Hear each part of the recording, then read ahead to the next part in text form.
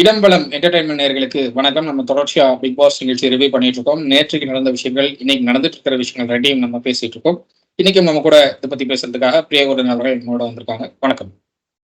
வணக்கம் Harish. So as usual ரெவ்யூல இருந்து போகலாம். ஃபர்ஸ்ட் வந்துட்டு ஞானப்பிரகாசம் சார் போட்டிருக்காரு. தான் இருப்பவர்கள் மற்றவர்களை வந்துட்டு தரம் தாழ்த்தி தான் பேசுவார்கள். தமிழ் பேச்சு திறமையை வச்சுட்டு மற்றவங்களை விட தனியா தெரியுறாங்க முத்துவும் மஞ்சரியும் சொல்லியிருக்காங்க. அது வந்துட்டு அதுக்கு தான் நான் சொன்னேன், தமிழுக்கே சப்டைட்டில் போடுற அளவுக்கு தான் அவங்க கொண்டு வந்து நம்மளை விட்டுருக்காங்கன்றது அதுக்கு தான் நான் சொன்னேன் நான். அடுத்தது வந்து மரியா சுந்தர் அவங்க இந்த அழுகை, சிரிப்பு, சீற்றம், பணிவு, கருணை, உண்மை, தெளிவு, ரசனைன்னு எல்லாத்தையும் கலந்து செய்த பிக் பாஸ் மெட்டீரியல் வந்துட்டு சௌந்தர்யான்னு சொல்லியிருக்காரு. சோ எந்த அளவுக்கு ரசிச்சிருக்காங்கன்றது பாக்குறதுக்கு சந்தோஷமா இருந்தது. வென்றால் மகிழ்வேன்னாரு. நம்ம ஓகே, எக்ஸ்பெக்டேஷன் ஒன்றும் பிரச்சனை கிடையாது. வி கேன் எக்ஸ்பெக்ட் அப்படின்றத பாக்குறோம். அப்புறம் மேகலா நேத்தெல்லாம் நீங்க வரவே இல்லை, அதையும் சொல்லிக்கிறோம். அர்ச்சனா நினைச்சா தீபக் மஞ்சரிய வச்சு செஞ்சுட்டு இருக்கலாம், but very broad mind she's அப்படின்றத சொன்னாங்க. அதுதான் நம்ம நேத்து பேசினது. அர்ச்சனா பண்ணிருக்குவாங்க அப்படின்றதுதான் வந்துட்டு சோசியல் மீடியாவே பேசிட்டு இருந்தது. பட் அவங்க வந்துட்டு என்ன சொல்றது, ஒருத்தரை பலார்னு அறையறத விட இந்த மாதிரி ஒரு ரியாக்ஷன் காட்டிட்டாலே வந்துட்டு நம்ம வெட்கி தலைகுனியணும்னுட்டு ஒண்ணு இருக்கு. So she is going in that way அப்படின்ற மாதிரி எடுத்துக்கலாம் மேகலா.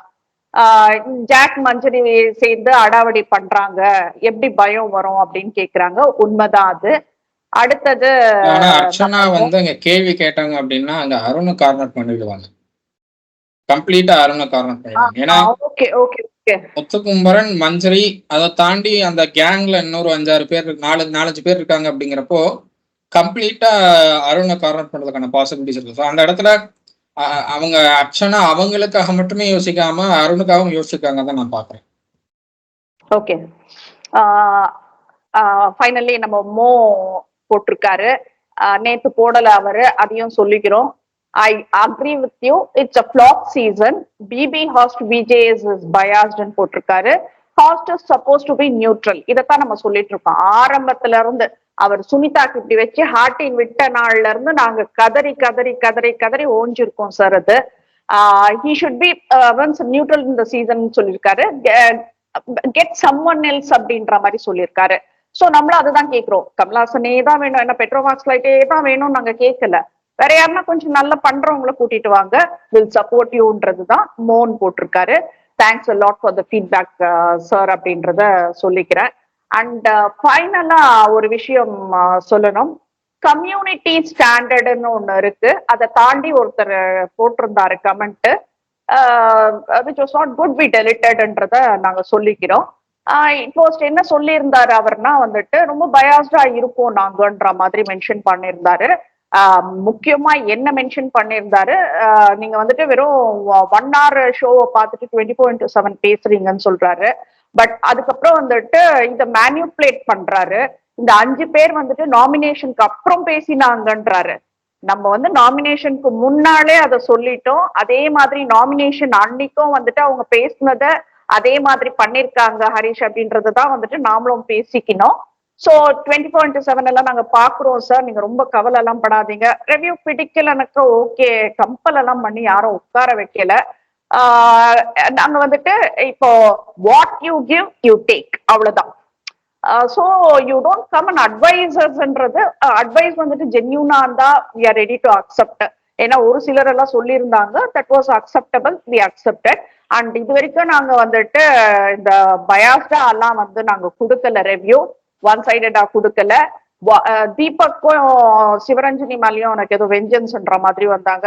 மஞ்சரிய பேசினாக்க மஞ்சரி மேல வெஞ்சன்ஸ், முத்துவ பேசினா முத்து மேல வெஞ்சன்ஸ், ஒருத்தரை சப்போர்ட் பண்ணா அவங்களுக்கு பிஆர். இது என்ன ஒரு மைண்ட் செட்ல நீங்க எல்லாம் பேசிட்டு இருக்கீங்கன்றது தெரியல. உங்களுக்கு என் மேல சந்தேகமா இருந்தாக்கா ஃபர்ஸ்ட் ஷோல இருந்து அந்த ரிவ்யூவை பாத்தீங்கன்னா கொஞ்சம் நல்லா இருக்கும்ன்றத நினைக்கிறேன் நானு. So we deleted the comment, we are saying it genuinely. அது ஏன்னா என் பேர் மென்ஷன் பண்ணி தான் அவர் போட்டிருந்தாரு. Thanks for that comment to சார்ன்றத நான் சொல்லிக்கிறேன். நீங்க வந்து அதாவது அவர் வந்து கமெண்ட் வந்து உங்க இன்டர்வியூ, உங்களுடைய ரிவ்யூ பயாஸ்டா இருக்குன்னு சொன்னா பரவாயில்ல. பட் வந்து வார்த்தைகள்லயே வந்து தரம் தாழ்ந்த வார்த்தைகளா தான் இருந்தது. ஸோ அதுதான் நம்ம வந்து ரிமூவ் பண்றதுக்கான காரணமே. நீங்க வந்து மரியாதை கொடுத்தாதான் உங்களுக்கு மரியாதை கிடைக்கும். நீங்க மரியாதை கொடுக்காம எங்கிட்ட மரியாதை எதிர்பார்க்கறது அது சரியா வராது. அதைத்தான் நான் எல்லா சப்ஸ்கிரைபர்ஸ்க்கு நாங்க அதை தான் எக்ஸ்பெக்ட் பண்றது. இப்போ நம்ம வந்து இல்ல கண்டென்ட் கொடுக்குறோம் அப்படிங்கிறதுக்கு இப்போ ஒரு படம் ரிலீஸ் ஆகுதுன்னா அந்த படம் எல்லாருக்குமே பிடிக்கணுங்கிற அவசியம் இல்லை. ஒரு பாட்டு ரிலீஸ் ஆகுதுன்னா அந்த பாட்டு எல்லாருக்குமே பிடிக்கணுங்கிற அவசியம் இல்லை. ட்ரோல்ஸ் இருக்கத்தான் செய்யும், எதிர்ப்புகள் இருக்கத்தான் செய்யும். பட் அந்த எதிர்ப்புகளும் ட்ரோல்ஸும் வந்து வார்த்தைகள் பிரயோகத்துல கொஞ்சம் கவனமா இருக்கிறது பெட்டர்ன்னு நான் தோணும் சொல்லுவேன். ஏன்னா இப்ப கங்குவ விஷயத்துல கூட அதுதான் பிரச்சனையாச்சு. நீங்க வந்து படத்தை பிடிக்கலன்னு சொல்றது தப்பு இல்லை. ஆனா ஒரு நடிகரை தவிர அவரை வந்து ரொம்ப தரம் தாழ்ந்த விமர்சிக்கிறீங்க அப்படிங்கிறப்போ அந்த நடிகர் அதுக்கப்புறம் அந்த ப்ரொடக்ஷன் கம்பெனி பேனர்ல எந்த படமே பண்ண மாட்டாரு நீங்க இப்படி விமர்சிச்சீங்கன்னா. ஸோ அது வந்து ப்ரொடக்ஷன் கம்பெனிக்கு ஒரு லாஸ் அப்படிங்கிறதுனால தான் ப்ரொடக்ஷன் கம்பெனியே வந்து முன் வந்து தயாரிப்பாளர் சங்கத்துல வந்து கம்ப்ளைண்ட் கொடுத்து அதை வந்து ஒரு ரெசல்யூஷன் எல்லாம் போட்டாங்கன்னு பாக்குறேன் இந்த விஷயத்துல. ஸோ வார்த்தை பிரயோகங்கிறது கொஞ்சம் பெட்டரா இருந்தா நல்லா இருக்கும் அப்படிங்கிறது தான் நான் சொல்றேன். கண்டிப்பா கண்டிப்பா. இனியோ அவரோட கமெண்ட்டுக்கு ரொம்ப தேங்க்ஸ் சார். இது நாங்க எதுக்கு இது பண்ணோம், இன்னொரு விஷயம் அதுல என்ன இருந்தது அப்படின்னா, அவர் வந்துட்டு பிபி ரெவ்யூ எல்லாம் பார்க்கல. நாங்க ஆக்சுவலி 10 இயர்ஸா வந்துட்டு பொலிட்டிக்கல் சைட் தான் நாங்க இருந்தோம். அந்த பொலிட்டிக்கல் சைட் இருக்கும் போது இந்த பிபி ரெவ்யூ பண்ணிட்டு இருக்கோம். எங்களோட மெயின் இதுவே வந்துட்டு இன்டர்வியூஸ் எடுக்கிறது வந்துட்டு ஒன்லி பொலிட்டிக்கல் சைடுன்றத சொல்லிக்கிறோம். சோ வந்துட்டு ஒரு பொலிட்டிக்கல் போஸ்டிங்ல வச்சு அந்த வெஞ்சன்ஸை தீர்த்துக்க வந்து ஒரு கமெண்ட் போட்டது அது. சோ அது வார்த்தைகள் சரியில்லைன்றதுனால வி ரிமூவ் இட் அண்ட் வந்து மெனக்கெட்டு அந்த வீடியோவை பார்த்து அதுக்கு ஒரு கமெண்ட் நீங்க வந்துட்டு ஒரு டைம் ஸ்பெண்ட் பண்ணிருப்பீங்க இல்லையா, ஒரு 2 minutes ஆச்சும், அதுக்கு ரொம்ப தேங்க்ஸ் சார். அவ்வளவுதான். Will go into the show. இன்னும் 3 வாரமா 4 வாரமான்னுட்டுன்னு ஒரு ஆசிலேஷன்ல விஜேஎஸ் ஆரம்பிக்கிறப்பவே நேற்று ஆரம்பிச்சாரு. அதுக்கப்புறம் ஆடியன்ஸை பார்த்து கேட்கிறாரு இன்னும் 3 வாரமா 4 வாரமா அப்படின்னுட்டுன்னு. எல்லாரும் 3 அப்படின்னு சொன்னாக்கா ஓகே நீங்க கரெக்டா இருக்கீங்களான்னுட்டு செக் பண்ணேன்னு சொன்னது அது நகைச்சுவை இல்லை சார். நீங்க பண்ற நக்கலும் இல்லை, நையாண்டியும் இல்லை, நகைச்சுவையும் இல்லை. உங்களுடைய அறியாமையை தான் நாங்க பாக்குறோம். நாங்க என்ன சொல்றது, ஷோவே நீங்க பாக்குறது இல்ல அப்படின்றது இது ப்ரூவ் பண்ற ஒரு விஷயமா தான் நாங்க பாக்குறோம். நாங்க ரொம்ப பெரிய ஹாஸ்ட், கிரேட் ஹாஸ்ட்ன்றதான் சொல்றோம் சார். உங்களுக்கு மனசாட்சின்னு ஒண்ணு இருந்தா நீங்க சம்பளம் வாங்குறப்போ கொஞ்சம் கூச்சம் இருக்கட்டும் சார். ஏன்னா ஒரு ஷோ பார்க்காமையே வந்துட்டு ஹாஸ்ட் பண்ணிட்டு இருக்கீங்கன்றது வந்துட்டு அதுதான் நான் சொன்னேன். ஒரு படகோட்டி வந்துட்டு சரியா உட்கார்ந்து படகை ஓட்டினால் மட்டுமே தான் அந்த படகு கரையை சேரும்ன்றத சொன்னேன். நீங்க தாறுமாறா ஓட்டிட்டு இருக்கீங்க. என்ன சொல்றது, உள்ள உட்கார்ந்துட்டு இருக்கிற படகுல உட்கார்ந்துட்டு இருக்கவங்க கிட்ட வழி கேட்டுட்டு ஓட்டிட்டு இருக்கீங்க. Not fair Vijay Sethupathi sir. Never expected this from you. But நேத்து நீங்க பண்ணது நகைச்சுவையே கிடையாது. We won't accept. ஏன்னா வி ஆர் மெச்சூர்ட் பர்சன், நாங்க கிட் கிடையாது. So we won't accept all these things. இதை நீங்க வந்துட்டு ஷோ மேல உங்களுக்கு இன்ட்ரெஸ்ட் இல்லைன்றதை தான் காட்டுச்சு. You are not confident about what you are டாக்கிங்ன்றது காட்டுச்சு. Very very very disappointed. அது எப்படி இருந்தது ஹரிஷ் உனக்கு? ஃப்ரம் த பிகினிங் ஒரு ஷோ வந்து பாஸ் பண்ற மாதிரி தெரியல. வந்து ஏதோ இவருடைய படத்துடைய ஷூட் ஸ்பாட்ல எப்படி கேஷுவலா வந்துட்டு போறோ அது மாதிரி கேஷுவலா வந்து பேசிட்டு நடந்துட்டு போற மாதிரி தான் இருந்துச்சு. அவருடைய இவ்வளவு நாள் இப்படிதான் பண்ணிட்டு இருந்தாரு. நான் ஒரே ஒரு வாரம் மட்டும் ஓரளவுக்கு பெட்டரா காட்டினார் அப்படின்னு பார்க்கலாம். ஒரே ஒரு வாரம் மட்டும் பெட்டரா ஹாஸ் பண்ணாரு. அதனாலதான் டிஆர்பி இன்க்ரீஸ் ஆச்சு. பட் அதுக்கப்புறம் அவர் இவ்வளவு நாள் ஹாஸ் பண்ணிருக்கிறதுலயும் அந்த ஒரு வாரம் தான் டிஆர்பி இன்க்ரீஸ் ஆகி நான் பார்த்திருக்கேன். மற்ற எந்த வீக்லயும் வந்து டிஆர்பி இன்க்ரீஸ் ஆகி நான் பார்க்கல. ஸோ அந்த வகையில ஒரு ஹாஸ்டா இன்னுமே அவர் கத்துக்கணும் அப்படின்னு தான் நான் பாக்குறேன். ஹாஸ்டா அவர் இன்னும் நிறைய கத்துக்க வேண்டியிருக்குன்னு தான் நான் பாக்குறேன். பட் நீங்க வந்து இந்த சீசனுக்கு மட்டும் தான் விஜய் சேதுபதி, அடுத்த சீசனுக்கு வந்து மறுபடியும் கமல்ஹாசன் அவர்களை நாங்க கூப்பிடுவோம் அப்படின்னா தயவு செஞ்சு அதை பண்ணுங்கன்னு நான் விஜய் டிவிட்ட சொல்லுவேன். ஏன்னா கமல் அவர்கள் ரெடியா இருக்காரு அப்படிங்கிறது தான் அங்க இருக்கிற அவருடைய கட்சி நிர்வாகிகள், இன்னும் சொல்ல போனா அவர் க்ளோஸா இருக்கிற நபர்கள்லாம் சொல்றது கமல் அவர்கள் ரெடியா இருக்காரு அப்படிங்கிறது தான். அவர் வந்து யூஎஸ்ல இருக்கிறதுனால அவரால் பண்ண முடியாம போயிடுச்சு அப்படின்னு சொல்றாங்க இங்க இருக்கிறவங்க. ஸோ மேபி அதுதான் ரீசனா இருக்கும் அப்படின்னு நான் எக்ஸ்பெக்ட் பண்றேன். பட் விஜய் சேதுபதி அவர்களுக்கு இது இந்த சீசன் போதும் நான் நினைக்கிறேன். இதுக்கு மேல இன்னொரு சீசனை தயவு செஞ்சு கொடுத்துறாதீங்க. அதுக்கப்புறம் நீங்க பிக் பாஸ் பாஸ் பண்ண முடியாத லெவலுக்கே கொண்டு போயிடுவாருன்னு தான் நான் சொல்லுவேன். கண்டிப்பா நம்ம கமலஹாசனையும் திட்டிருக்கோம். எதுக்குன்னா அவரு இந்த மேடையை வந்துட்டு அவரோட அரசியலுக்கு அவர் பயன்படுத்திக்கினாரு. சோ அப்போ நம்ம திட்டினோம். இது வந்து மேடைகள் வந்து அரசியலுக்கு பயன்படுத்தப்படுறது நல்லது. என்ன கேட்டா நீங்க வந்து ஒரு தெளிவு மக்களுக்கு வந்து ஏதாவது ஒரு இடத்துல தெளிவு கொடுக்கணும் அப்படின்னா உங்களுக்கு வந்து ஏதாவது ஒரு இடத்த நீங்க ஆப்பர்ச்சுனிட்டி யூஸ் பண்ணிக்கணும். அதுதான் வந்து கமல் அவர்கள் பயன்படுத்தினதை நான் பாக்குறேன். அவருடைய அரசியலுக்கு அந்த மேடையை பயன்படுத்திக்கிட்டாரு அப்படின்னா தன்னுடைய கொள்கைகளை அங்கெல்லாம் வந்து எங்கெல்லாம் முடியுதோ அங்கெல்லாம் வந்து அவர் காட்ட நினைச்சார். அதுதான் வந்து பாக்குறேன் நான். பட் அவருடைய அரசியல்ல எனக்கு வந்து பெரிய அளவுல ஈடுபாடு இல்லை, அவருடைய கொள்கைகள்ல எனக்கு பெரிய அளவு ஈடுபாடு இல்லை அப்படின்னாலும் பட் என்னை பொறுத்தவரை அது அவர் கரெக்டா தான் பண்ணியிருக்காருன்னு நான் பாக்குறேன். ஏன்னா ஒரு ஒரு மேடை உங்களுக்கு கிடைக்கும் போது அந்த மேடையை கரெக்டா உங்களுக்கான ஆப்பர்ச்சுனிட்டியை நீங்க யூஸ் பண்ணிக்கணும். அதுதான் வந்து கிடைக்கிற வாய்ப்பை நீங்க பயன்படுத்திக்கிறதுக்கு சரியா இருக்கும்னு நான் பார்ப்பேன். ஸோ அந்த வகையில கமல் அவர்கள் சரியா தான் பயன்படுத்தியிருக்காரு. பட் அது பாக்குறப்போ வேற மாதிரி இருந்தது. அது பாக்குறப்போ வந்து அவர் தன்னுடைய பாலிடிக்ஸை வந்து இன்னும் பாலிஷ் பண்ணிக்கணும் அப்படின்னு நினைச்ச மாதிரி இருந்தது. பட் இருந்தாலும் கமல் அவர்களை மாதிரி ஹாஸ் பண்ண முடியல விஜய் சேதுபதியால. கமல் அவர்களுக்கு ஈக்குவலா வரணும்னு நினைச்சு அது எங்கேயோ கொண்டு போயிருக்காரு அப்படின்னு தான் நான் பாக்குறேன். ஓகே, இதுல வந்துட்டு இவரும் வந்துட்டு விடுதலை 2 வந்து இது பண்ணிக்கினாரு, அட்வர்டைஸ்மெண்ட் பண்ணிக்கினாரு. சோ அதை நாங்க தப்புன்னே சொல்லல sir. You can use it. அதை பண்ணிக்கலாம். நீங்க நாங்க என்ன சொல்றோம்னாக்கா இந்த சுனிதாக்கு ஹார்டின் விடுறது, சாச்சனாக்கு 5 ஸ்டார் டேடி டேடின்னு கொஞ்சிட்டு உட்காந்துட்டு இருக்கிறது, இதெல்லாம் எங்களுக்கு பிடிக்கல. இப்ப தீபக் சார் அவர் ஒண்ணுமே பண்ணாததுக்கு சார் நீங்க சொல்லிட்டு உட்காந்துட்டு இருக்கிறது, உங்களுக்கு தமிழ் அவங்க சொல்ற தமிழே புரியல, பட் நம்மளோட அறியாமை வெளியில தெரிஞ்சிடக்கூடாதுன்றதுனால முத்துக்கும் மஞ்சரிக்கும் ஒரு என்ன சொல்றது ஒரு ஃபேவரட்டிசம் பண்ற மாதிரி ஏதோ ஒன்று பண்ணிட்டு இருக்கீங்க. தமிழ் ஆர்வம் எல்லாம் ஓகே, பட் இந்த ஷோக்கு வந்துட்டு எங்களுக்கே அவங்க பேசுறதுல பாதி புரியலன்றத நாங்க சொல்ல வரோம். ஏன்னா திஸ் இஸ் தமிழ் என்டர்டைன்மெண்ட் இது. So we just want to say all these things. இன்னொரு விஷயம் நம்ம கமலஹாசன் கூட லாஸ்ட் சீசன்ல எனக்கு மாயாவுக்கும் கமல் அவர்களுக்கும் இந்த கமல் அவர்கள் மாயாவுக்கு ஃபேவரா சில விஷயங்கள்லாம் பண்ணாரு. அதை விட ரொம்ப மோசமா இருந்ததா தான் நான் பாக்குறேன். நான் அதுக்கே கமலஹாசன் அவர்களை வந்து கடுமையாக விமர்சிச்சாங்க எல்லாருமே. பார்க்குற எல்லா ஆடியன்ஸும் விமர்சனம் வச்சாங்க. அதை வந்து கமல் அவர்கள் திருத்திக்கிட்டாரு. இப்போ இங்க விஜய் சேதுபதி திருத்துற மாதிரி அவர் வந்து தன்னை திருத்திக்கிற மாதிரி தெரியல. அவர் வந்து தன்னை தான் சொல்றது கரெக்டு, தான் செய்யறது தான் சரிங்கிற அந்த ஒரு இடத்துக்கு மக்களை கொண்டு வரணும்னு நினைக்கிறாரு. அந்த இடத்துக்கு மக்கள் வரமாட்டாங்க. நீங்க தான் உங்களை திருத்திக்கணும் அப்படின்னு நான் சொல்லுவேன். அந்த இடத்துக்கு விஜய் சேதுபதி தன்னை திருத்திக்கணும்னு தான் நினைக்கிறேன் நான். ஸோ அப்ப நீங்க பண்ணதெல்லாம் பிஎஸ் ஹாஸ்டிங், நீங்க பண்ணதெல்லாம் வந்து ஒருத்தருக்கு ஃபேவரா எல்லாம் நடக்கணுங்கிறதுக்காக நீங்க எல்லாம் பண்ணீங்க அப்படிங்கிறது எல்லாருக்குமே தெரியும். ஏன்னா சாட்சிலா வந்து முதல் வாரத்துல வந்து எப்படி 6% ஓட்டு 7% ஓட்டு வாங்கிட்டு இருந்த பொண்ணு, அதுக்கப்புறம் அந்த வாரங்கள் எல்லாம் 2% ஓட்டு 2.5% ஓட்டு தான் வாங்கிட்டு இருந்தது. பட் அந்த பொண்ணை விட கூடுதலா ஓட்டு வாங்கினவங்க எல்லாம் நீங்க வெளியே அனுப்பிச்சுட்டு அந்த பொண்ணை கடைசி வரைக்கும் வச்சுட்டு இருந்தீங்க அப்படிங்கிறது கிட்டத்தட்ட நீங்க பேஸ்டா நீங்க ஹாஸ் பண்ணிருக்கீங்க அப்படின்னு தான் அர்த்தம்.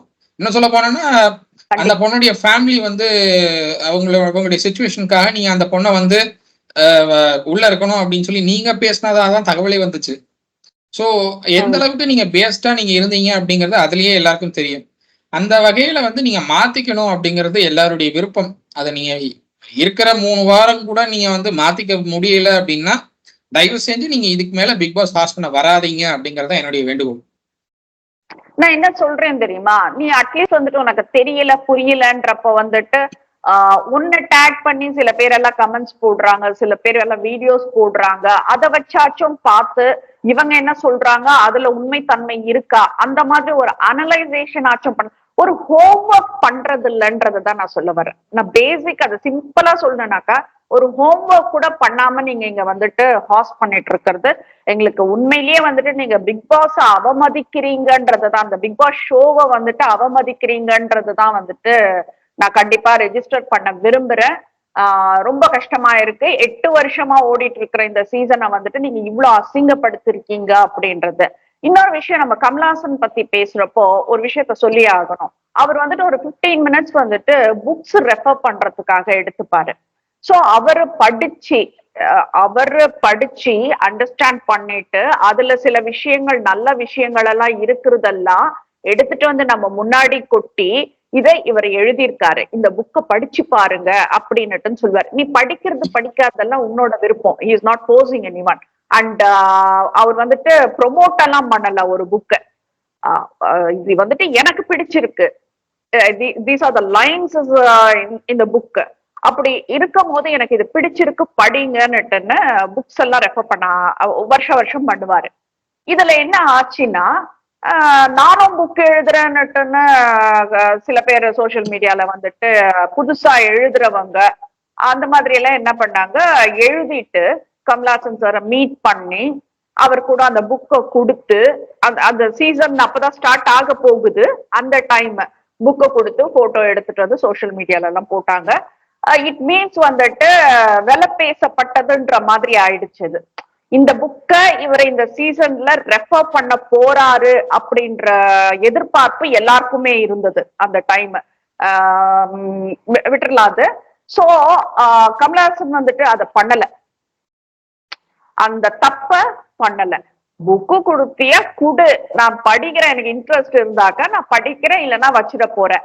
உன்னையும் அசிங்கப்படுத்தல, ஏன்னா கஷ்டப்பட்டு நீ எழுதியிருக்க, உங்களையும் அவர் அசிங்கப்படுத்தல. பட் அவருக்கு என்ன பிடிச்சிருக்கு ஒரு புக்குல, அதுவும் ஃபுல்லா தரோவா அவர் படிச்சுட்டு இந்த புக்கை படிங்கன்னு ரெஃபர் பண்றாரு. சோ இந்த ஜென்யூனிட்டி, நான் யாருக்கும் இது பண்றது இல்ல அப்படின்றத வந்துட்டு ஒரு ஜென்யூனிட்டி அவர்கிட்ட இருக்கும்.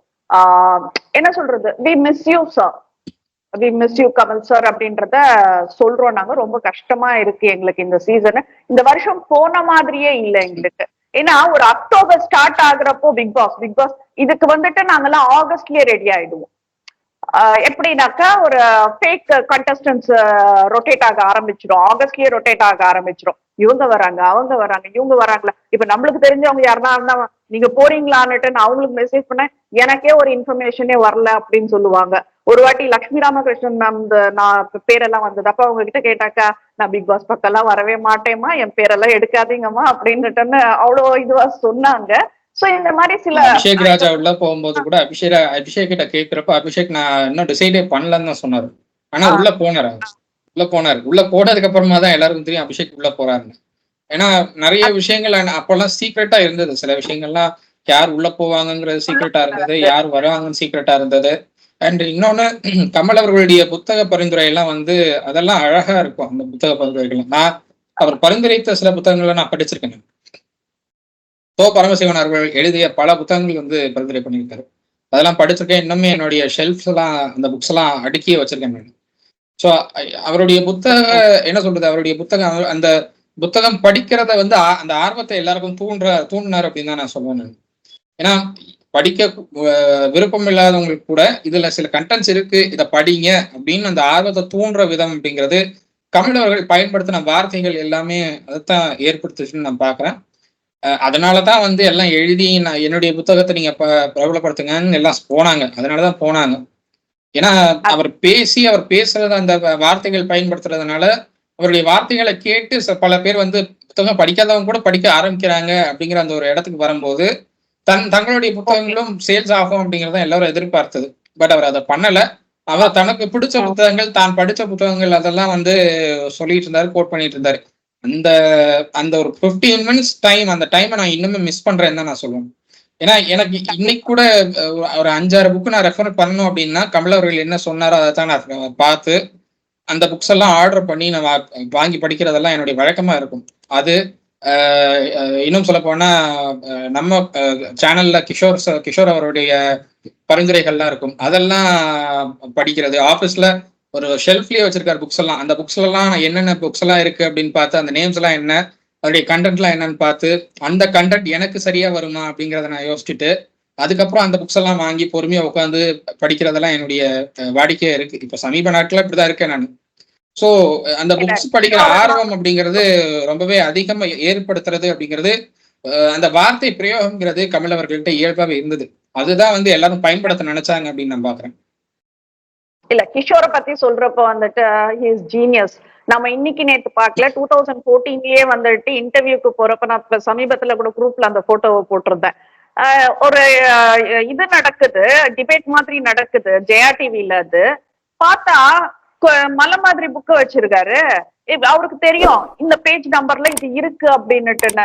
ஏன்னா மனுஷன் இவரெல்லாம் அப்படின்ற மாதிரி எல்லாம் இருக்கும். சோ கிஷோர் படிக்கிற புக்ல எனக்கு ஆக்சுவலி அந்த நாலேஜ்ல 0.01% நாலேஜ் கூட எனக்கு கிடையாதுன்றத நான் அக்செப்ட் பண்ணிக்கிறேன். ஸோ முதல்ல வந்துட்டு எனக்கு புக்ஸ் இன்ட்ரெஸ்ட் கிடையாது. நான் லாஸ்ட் டைமே சொல்லியிருப்பேன் நானு.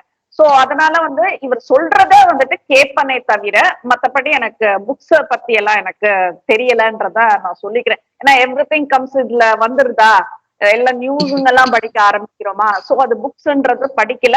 படிச்சதெல்லாம் வந்துட்டு ரொம்ப பழசு. ரொம்ப நாளைக்கு முன்னாடி இவர் இந்த எனக்கு இந்த டிடெக்டிவ் ஸ்டோரிஸ் பிடிக்கும்.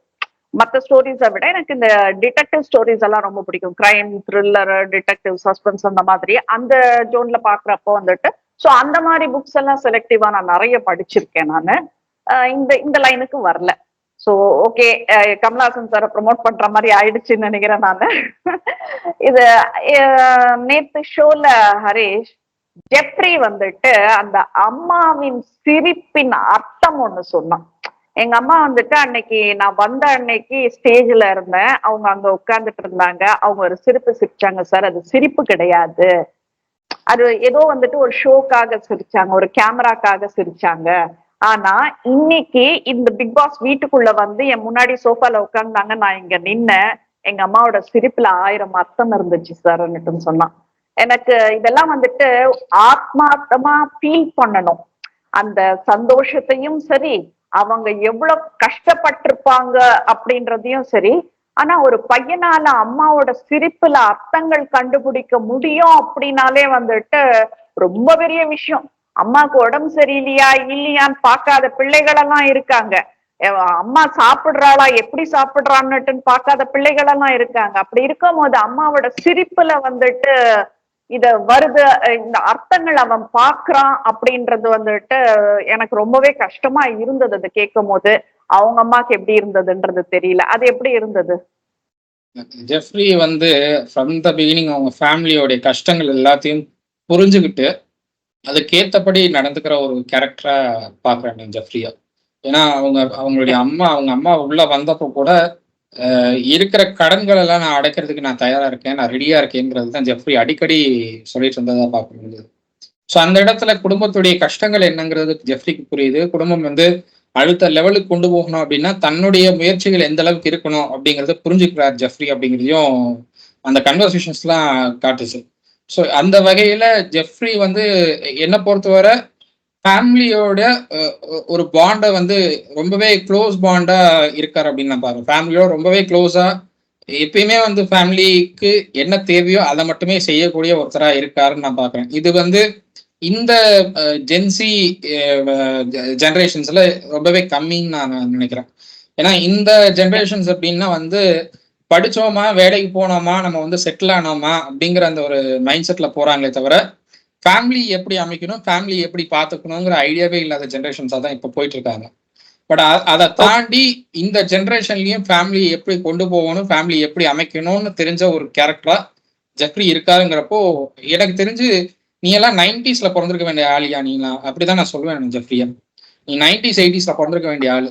ஏன்னா ஃபேமிலி சுச்சுவேஷன்ஸ் என்ன, எப்படி வந்து ஹேண்டில் பண்ணணும், அதை வந்து நம்ம எப்படி ஓவர் கம் பண்ணணும் அப்படிங்கிறதெல்லாம் தெரிஞ்ச ஒரு கேட்டகரியா இந்த 80s 90s பிறந்தவங்களுக்கு நல்லாவே தெரியும். ஏன்னா மிடில் கிளாஸ் ஆகட்டும், லோவர் மிடில் கிளாஸ் ஆகட்டும், எல்லாமே ஒண்ணுதான். பட் ஸ்டில் கஷ்டங்கள் வரும்போது அந்த கஷ்டங்களை ஹேண்டில் பண்ண தெரிஞ்சது எல்லாமே அந்த 90ஸ்க்கு அப்புறமே யாருக்குமே அந்த ஐடியா வரல அப்படின்னு தான் நான் பாக்குறேன். ஸோ அந்த வகையில எனக்கு ஜெஃப்ரி கொஞ்சம் டிஃப்ரெண்டா தெரிகிறாரு. அவருடைய கேரக்டரை வந்து கம்ப்ளீட்டா அவருடைய ஃபேமிலி பேஸ்டா, அவருடைய ஃபேமிலி பத்தின தாட்ஸ் பத்தி அந்த அந்த தாட்ஸ் மட்டுமே இருக்கிற ஒரு ஆளா தான் ஜெஃப்ரி தெரிகிறாருன்னு நான் பாக்குறேன். ஸோ அந்த வகையில அது அவங்களுடைய அம்மாவுடைய சிரிப்புக்கான அர்த்தம் கண்டுபிடிக்கிறதுலாம் ஜெஃப்ரிக்கு என்னை பொறுத்தவரை ஜெஃப்ரிக்கு அது ரொம்ப இயல்பா தெரியக்கூடிய விஷயமா தான் நான் பாக்குறேன். ஏன்னா ஃபேமிலியோட கஷ்டங்கள் புரிஞ்சுக்கிட்டாரு அப்படின்னா ஃபேமிலியில என்ன நினைக்கிறாங்க அப்படிங்கிறதும் அவருக்கு புரிய ஆரம்பிச்சிடும். அந்த புரிதல் வந்துட்டாலே உங்களுக்கு வந்து எல்லாத்துக்குமான அர்த்தமும் தெரிய ஆரம்பிச்சிடும் தான் நான் சொல்லுவேன். அந்த வகையில ஜெஃப்ரி என்னை பொறுத்தவரை ஜெஃப்ரி வந்து அவங்க ஃபேமிலியோட இருக்கிறதுக்கு அவங்க ஃபேமிலி கொடுத்து வச்சிருக்கணும்னு தான் நான் சொல்லுவேன். கண்டிப்பா இப்படி ஒரு பையனை பெற்றதுக்காக அந்த தாய்க்கு தான் வந்துட்டு வணக்கம் சொல்லணும். எவ்வளவு நல்லா அழகா பிள்ளைய வளர்த்துருக்கீங்க, வீட்டோட கஷ்டம் தெரிகிற அளவுக்கு வளர்த்துருக்கீங்கன்றதுதான். நிறைய பேர் அதை ஃபெயில் பண்ணிடுறாங்க. என்னன்னா நாம படுற கஷ்டம் வந்துட்டு பசங்களுக்கு தெரியக்கூடாது, நாம படுற வேதனை பசங்களுக்கு தெரியக்கூடாது. சோ பசங்களை ஒரு கம்ஃபர்ட் ஜோன்லயே வச்சுக்கணும்னுட்டுன்னு நிறைய பெற்றோர்கள் தவறு பண்றாங்க. பட் நம்ம கஷ்டத்தையும் நம்ம சொல்லணும்ன்றது வந்துட்டு அதுக்கப்புறம் ஒரு காலகட்டத்துல அவங்க ரியலைஸ் பண்றப்போ காலங்கள் எல்லாம் கடந்து போயிருக்கும். ஏன்னா ஒரு நாளைக்கு பையன் வளர்ந்துட்டு நல்லா படிக்க வச்சிருப்பாங்க. அவன் வளர்ந்து சம்பாதிக்கும் போது அவன் வந்துட்டு பெத்தவங்களை பார்த்து கேள்வி கேட்கிறப்போ இவங்க வந்துட்டு என்ன சொல்றது, தாய்ப்பால்ல இருந்து ஒரு கணக்கு போட்டு கொடுக்க முடியுமா எந்த அம்மா வச்சோம். சோ அந்த மாதிரி பிள்ளைகள் மத்தியில் ஜெஃப்ரி யூஆர் ரியலி கிரேட் அப்படின்றத சொல்லிக்க விரும்புறேன் நான். அடுத்தது அந்த ஷோல வந்துட்டு சௌந்தர்யாவை ஸ்டோர் ரூமுக்கு போய் ஏதோ ஒண்ணு இருக்குது எடுத்துட்டு வான்னுட்டுன்னு சேதுபதி சொன்னாரு. சொல்லிட்டு அந்த வந்ததும் வந்துட்டு பாத்துட்டியா அப்படின்னு கேட்டாரு. இல்ல பாக்கல, ஏதோ எழுதி இருக்குதுன்றாங்க. இந்த பொண்ணை என்ன சொல்றதுன்னே தெரியல. பாக்கலையா, ஆனா ஏதோ எழுதி இருக்காங்களாம். அப்ப பார்த்தேன்னு தானே அர்த்தம். ஏதோ நாங்க ஏதோ கார்னர்லயாச்சும் ஏதோ ஒண்ணு பார்த்தேன்னு அர்த்தம். இதெல்லாம் கூட வந்துட்டு ஒரு கியூட்டா வந்துட்டு ஒரு பொண்ணால பண்ண முடியுதுன்றது வந்துட்டு கொஞ்சம் அழகா இருந்தது. அதுக்கப்புறம் வந்துட்டு இன்னொரு விஷயம் சவுண்ட் பண்ணது. ஜெஃப்ரி கிட்ட போயிட்டு அழறாங்க. ஜெஃப்ரி எவிக்ட் ஆயிட்டு அந்த எவிக்ஷன் இது காட்டினதுக்கு அப்புறம் ஜெஃப்ரி கிட்ட போய் அழும்போது நான் விஷால் தான் நினைச்சேன்டா அப்படின்னு விஷால் விழுந்து விழுந்து சிரிக்கிறான். எல்லாருக்குமே ஒரு மாதிரி ஆயிடுச்சு, என்ன இந்த பொண்ணு இப்படி சொல்லுதே அப்படின்னுட்டுன்னு. சோ அது எதுவுமே வந்து ஒரு பெரிய விஷயமாவே எடுத்துக்காம, இல்ல இவங்க என்ன நினைச்சுப்பாங்க அவங்க என்ன நினைச்சுப்பாங்கன்னுட்டு நல்லா வந்துட்டு இருந்தது வந்துட்டு ரொம்ப இதுவா இருந்தது. இப்படி எல்லாம் கூட வந்துட்டு ஒரு கியூட்டா ஒரு பொண்ணு பண்ணுது அப்படின்னுட்டு. இதுல இன்னொன்னு விஷயம் வந்துட்டு விஜய் சேதுபதி சொல்றாரு, அந்த புக்கு ஒண்ணு கொடுத்திருந்தாங்க சௌந்தர்யா அந்த சமையல் குறிப்பு எழுத சொல்லி. உட்கார்ந்து எழுதுங்க, உங்களுக்கு தோன்றதெல்லாம் எழுதுங்க, கடைசியா இதை நாங்க பப்ளிஷ் பண்றோம் அப்படின்ற மாதிரி எல்லாம் சொல்றாங்க. அப்பவும் வந்துட்டு சார் உங்க பிளெஸிங்ஸ்ல எழுதுறேன் சார் அப்படின்னா, சௌந்தர்யா என்ன கலாய்க்காதீங்க அப்படின்னுட்டு போனாரு விஜய் சேதுபதி. இது எல்லாமே வந்து பிளான்டு இல்ல இதெல்லாம் தப்பு ரைட்டு அந்த அனலைசேஷன் இல்ல, வாயில வர்றத யாரா இருந்தாலும் ஒரு விஷயத்த போட்டு விட்டு வந்துடுறது. ரொம்ப நல்லா கியூட்டா இருந்தது. அது எப்படி இருந்தது ஹரீஷ்? சௌந்தர்யா அந்த புக்கை எடுத்த உடனே உங்களுடைய ரியாக்ஷன்ஸ் பாக்குறப்போ இது எதுக்கு நம்மளுக்கு கொடுத்துருக்காங்க அப்படிங்கிற அந்த ஒரு ரியாக்ஷன் தான் தெரிஞ்சது. ஏன்னா அந்த புக் எதுக்கு இருக்கு அப்படின்னு புரியல. அதை ஓபன் பண்ணி பார்த்துட்டு என்ன சார் எல்லாமே எம்டியா இருக்கு அப்படின்னாங்க. நீங்க எழுதுங்க, உங்களுக்கு யாராவது பிடிக்கல அப்படின்னா அவங்களுக்கு வந்து சமையல் குறிப்பு எழுதி கொடுங்க, வீட்டுக்கு வரணும்னா எழுதி கொடுங்க, வீட்டுக்கு வரக்கூடாதுன்னா ஏன் வரக்கூடாதுன்னு எழுதுங்க, நாங்க அதை புக்கை பப்ளிஷ் பண்றோம் அப்படின்னு சொல்லி சொன்ன உடனே அதுக்கு ஒரு ரியாக்ஷன் கொடுத்தாங்க. அண்ட் ஜெஃப்ரி போகும்போது சௌந்தர்யா கொஞ்சம் அஃபெக்ட் ஆனாங்க. அவங்க வந்து என்ன சொல்றது, ஒரு ஒரு பாண்ட் அங்க வந்து ஜெஃப்ரிக்கும் சௌந்தர்யாவுக்கும் ஒரு ஃப்ரெண்ட்ஷிப் பாண்ட் இருந்தது. அந்த பாண்ட்ல ரொம்பவே அஃபெக்ட் ஆகி அழுததெல்லாம் பார்த்தேன் நான். அண்ட் அவங்க ரொம்ப ஓப்பனா சொல்றாங்க, நான் வந்து விஷால் தான் போவான்னு நினைச்சேன், பட் நீ போற அப்படின்னாங்க. நம்ம ஆல்ரெடி பேசினதுதான், ஜெஃப்ரி வந்து சவுண்டை நாமினேட் பண்ணதாகட்டும், சவுண்ட் வந்து ஜெஃப்ரி நாமினேட் பண்ணதாகட்டும், 2 பேரும் அவங்களுடைய கேம் ஆடினாங்க. அது வந்து அவங்களுடைய கேம். பட் வந்து அந்த இடத்துல நான் நாமினேட் பண்ணதுனாலதான் ஜெஃப்ரி வெளியில போயிட்டானோ அப்படிங்கிற ஒரு எண்ணம் வந்து தனக்கு இருக்கு அப்படிங்கிறத வெளிப்படுத்தினப்போ அது காமெடியாவும் இருந்தது. 2வது அவங்க வந்து அவங்களுடைய மைண்ட்ல என்னாலதான் ஜெஃப்ரி வெளியில போயிட்டாங்கிற அந்த ஒரு தாட் இருந்ததும் வெளிப்பட்டுச்சு. ஸோ அந்த இடத்துல ஜெஃப்ரி அதை வந்து ரொம்ப சாஃப்டா ஹேண்டில் பண்ணி ரொம்ப அழகா ஹேண்டில் பண்ணாதுன்னு தான் நான் பாக்குறேன் நான். அண்ட் சௌந்தர்யா அவங்க நார்மலா தோன்றதை செய்யறாங்க, தனக்கு என்ன தோணுதோ அதை பேசிடுறாங்க அப்படிங்கிறப்போ யூஸ்வலா பகை வரத்தான் செய்யும். அந்த பகைகள் இன்னும் வளரும் அப்படின்னு தான் நான் நினைக்கிறேன். கண்டிப்பா கண்டிப்பா. ஏன்னா வந்து அந்த அழுதது எல்லாமே வந்துட்டு ரொம்ப ரியலா இருந்தது. ஃபேக்கா நடிக்கணும்ன்ற அவசியம் எல்லாம் கிடையாது. அந்த பாண்டிங் எல்லாம் இருந்ததெல்லாம் பாக்குறதுக்கு கொஞ்சம் கஷ்டமா தான் இருந்தது. அந்த எமோஷனல் பாண்ட் எல்லாம் ரொம்ப கஷ்டமா இருந்தது. அடுத்தது வில் கம் டு அன்ஷி.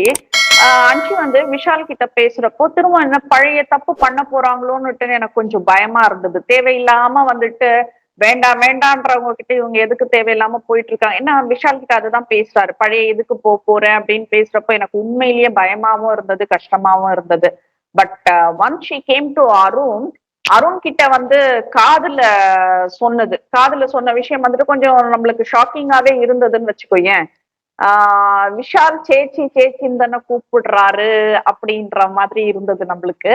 இந்த ராஜாராணி படம் வந்ததுக்கு அப்புறம் இந்த ப்ரோன்றதும் சிஸ்ன்றதும் வந்துட்டு அது அந்த வார்த்தைகளுக்கு உயிரே இல்லாம போயிடுச்சு, அந்த வார்த்தைகளுக்கு அர்த்தமே இல்லாத போயிடுச்சு.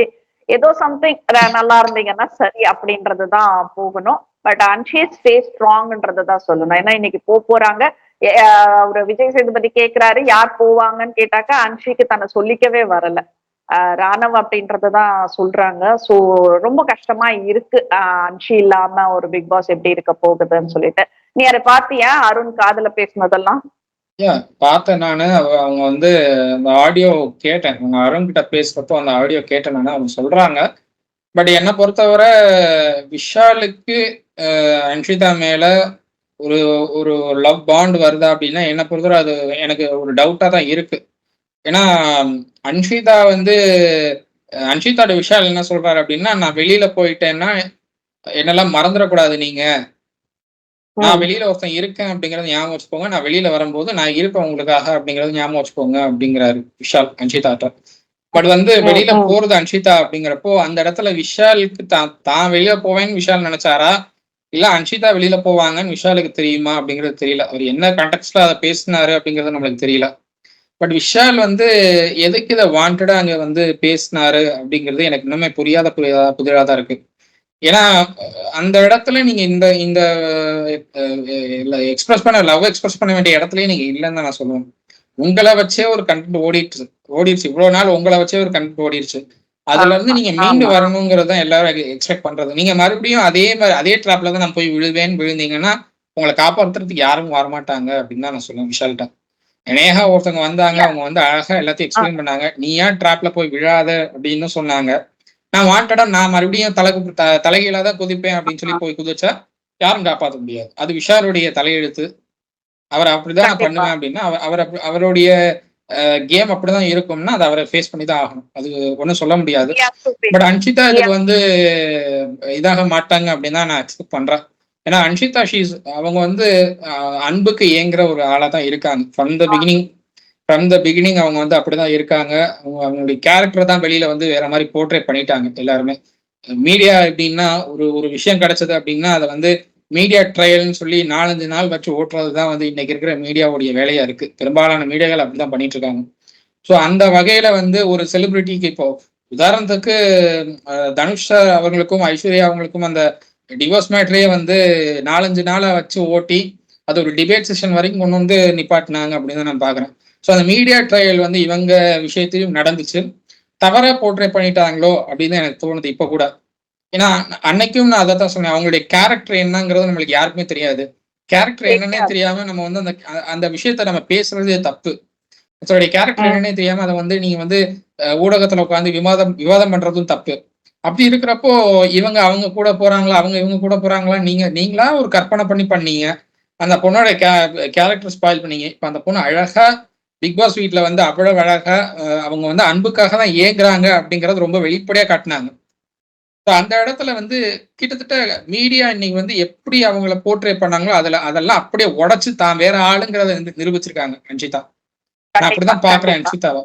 சோ அன்ஷிதா வந்து அவங்களுக்கு ஒரு நல்ல லைஃப் அமையும் அப்படிங்கறத நான் எக்ஸ்பெக்ட் பண்றேன். அது விஷாலா இருந்தா அது எப்படி இருக்கும் அப்படின்னு எனக்கு தெரியல. பட் விஷால் வந்து அவர் கேம் ஆடுறாரா, அவர் உண்மையா பேசுறாரா எதுவுமே நமக்கு தெரியல. ஏன்னா அவரை வச்சே ஒரு கேம் போய் அது இப்பதான் ஓரளவு முடிஞ்சது அப்படிங்கிறப்போ நம்மளால எதையுமே உறுதியா சொல்ல முடியாது. இப்ப நேஹா சொல்றது நான் ஃபர்ஸ்ட் வந்துட்டு ஃப்ரெண்டுன்னுட்டு நினைச்சேன் நானு. ரொம்ப க்ளோஸ் ஃப்ரெண்டுன்னு நினைச்சேன். But once she entered into Bigg Boss house வந்துட்டு எல்லாரும் சிஸ்டரான்னு கேட்கும் போது சிஸ்டர் இல்லைன்னு ரொம்ப வேகமா சொன்னாரு. So might be special friend அப்படின்ற மாதிரி நான் பார்த்தேன். சோ நேஹா தான் வந்துட்டு அதுதான் அது நம்மளுக்கு புரியல. பட் நவ் சிஸ்டர் இல்லன்னு சொன்னவர் வந்துட்டு நேஹா சிஸ்டர்ன்னு சொல்றாரு. I was shock to hear. எதுக்கு இப்படி பேச்சு மாத்தி பேசுறாரு. சோ அப்ப வந்துட்டு ஏதோ ஒண்ணு அங்க முடிஞ்சிருச்சு போல இருக்கு இது அப்படின்ற மாதிரி எனக்கு இருந்தது. இதை தவிர்த்து இப்ப நீ சொன்ன பாரு மீடியா பேசினாங்கன்னு. இப்ப என்டர்டைன்மெண்ட் மீடியா வந்துட்டு இமீடியட்டா யாருன்னா ஒரு செலிபிரிட்டிக்கு ஒரு இஷ்யூ இருக்கான்னுட்டுன்னு பார்த்து வேகமா அவங்க ஹாஸ்பிட்டல்ல படுத்துட்டு இருந்தா கூட மைக்க கொடுத்து பேச சொல்றது ஒரு இதுவாயிடுச்சு. சோ ரொம்ப சிம்பத்தி வரத்துக்காகவோ இல்ல நம்ம வந்து நிறைய மீடியாஸ், நிறைய ஆக்டர்ஸ் வந்து இன்னைக்கு ஹாஸ்பிட்டல்ல இருக்காங்க. அவங்களெல்லாம் வந்து நீங்க பேட்டி கூட யாருமே எடுத்ததை நான் பார்த்ததில்ல. உதாரணத்துக்கு குண்டுகளே நம்ம என்ன சொல்லலாம். அவர் வந்து எவ்வளவு கஷ்டப்பட்டார் லாஸ்ட் 2-3 இயர்ஸ். நம்ம தான் நேர்ல போய் பார்த்தோம் அவரை. நம்ம போய் நேர்ல போய் பார்த்தோம், நம்ம போய் அவர்கிட்ட பேசணும். ஏன்னா நம்மளுக்கு பழக்கம் இருந்தது அவர்கிட்ட. நம்ம போய் பேசணும், எப்படி இருக்காரு என்னெல்லாம் கேட்டோம். ஸோ ஆஸ் அ மீடியாவா நீங்க வந்து அவரை அப்ரோச் பண்ணியிருக்கலாம். நீங்க அன்னைக்கு அவர் பட்ட கஷ்டத்தை நீங்க அன்னைக்கு வெளியில கொண்டு வந்திருந்தீங்கன்னா அட்லீஸ்ட் உதவுறதுக்கு யாராவது வந்திருப்பாங்க அப்படிங்கிறது என்னுடைய பார்வை. அதெல்லாம் பார்க்கல. இது நிறைய பேர் இருக்காங்க சொல்றதுக்கு, நிறைய பேர் இருக்காங்க சொல்றதுக்கு இப்படி. அப்படிங்கிறப்போ யாரெல்லாம் தேவையில்லையோ அவங்களத்தான் வந்து எல்லாரும் ப்ரொமோட் பண்றாங்க. யாரெல்லாம் எந்த விஷயத்தெல்லாம் பேசக்கூடாது அதைத்தான் எல்லாத்தையும் பேசிட்டு இருக்காங்க அப்படின்னு நான் பாக்குறேன். நான் இல்ல திஸ் இஸ் ஃபைன். நான் என்ன சொல்றேன்னாக்கா, இது என்டர்டைன்மெண்ட். இப்போ டெத்ல எல்லாம் போயிட்டு கூட வந்துட்டு ஒருத்தரோட உணர்வுகள் எல்லாம் போயிட்டு கேள்வி கேட்டுட்டு இருந்தது எனக்கு சரியா படல. வேணா டெத்ல வெளியில உட்காந்துட்டு யார் யார் வராங்க போறாங்க அவங்கள எடுங்க, பட் இன்சைட் போயிட்டு எடுக்கிறதெல்லாம் எனக்கு கொஞ்சம் அது ஒரு மாதிரி இருந்தது. சோ அந்த மாதிரி எடுக்கிறாங்க, ஃபைன். அது என்ன சொல்றது, பட் அதையும் வந்துட்டு மக்களுக்கு காட்டணும் இல்லையா அப்படின்ற மாதிரி நம்ம எடுத்துக்கலாம். ஓகே, பட் அது 24 hours லைவா நீங்க காட்டுறது எதுக்குன்னு நான் கேட்பேன்.